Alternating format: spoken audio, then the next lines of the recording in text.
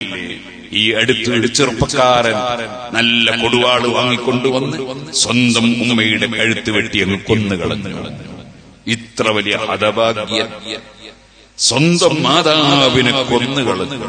എന്തിനാ കൊന്നത് എന്ന് ചോദിക്കുമ്പോൾ പോലീസുകാർ ചോദിക്കുമ്പോ അല്ലെങ്കിൽ മറ്റാരും ചോദിക്കുമ്പോൾ കുട്ടിന്റെ മറുപടി എന്താണ്? എനിക്ക് ജന്മം നൽകിയതുകൊണ്ടാണ്.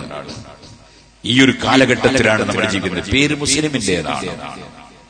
എന്റെ പ്രിയപ്പെട്ട രക്ഷിതാക്കളോട്, സഹോദരീ സഹോദരന്മാരോട് പറയട്ടെ, നമ്മുടെ മക്കൾ നമ്മളിലേക്ക് കൊടുവാളും വാളും കത്തിയും എടുക്കുന്ന മക്കളാക്കാത്ത വിധം കുട്ടികളെ ആത്മീയമായ ചൈതന്യത്തിൽ, ആത്മീയമായ രംഗത്ത് ആവശ്യമായ അറിവ് കൊടുത്ത് വളർത്താൻ രക്ഷിതാക്കൾ തയ്യാറാകണം.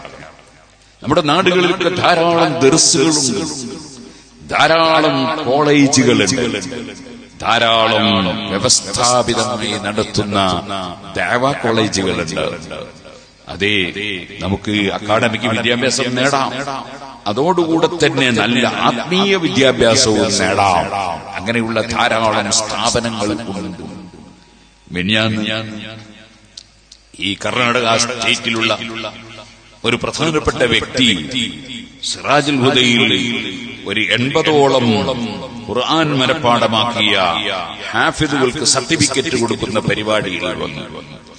അദ്ദേഹം നമ്മുടെ ഇന്ന് നിങ്ങളോട് വഅദ് പറയാനുള്ള നമ്മുടെ കളസ ഉസ്താദിന്റെ ഒരു സ്നേഹിതനും കൂടിയാണ്. അദ്ദേഹം എന്നോട് പറഞ്ഞു, എന്റെ ആഗ്രഹം എന്റെ മകനെ ഡോക്ടറാക്കണം, അവന്റെ ഉമ്മയുടെ ആഗ്രഹം അവനെ ഹാഫിളാക്കണം. ഞാൻ പറഞ്ഞു രണ്ടും ആക്കാം. നിങ്ങൾ അതിന് തർക്കിക്കണ്ടോന്നില്ല, നമുക്ക് രണ്ടും ആക്കാം.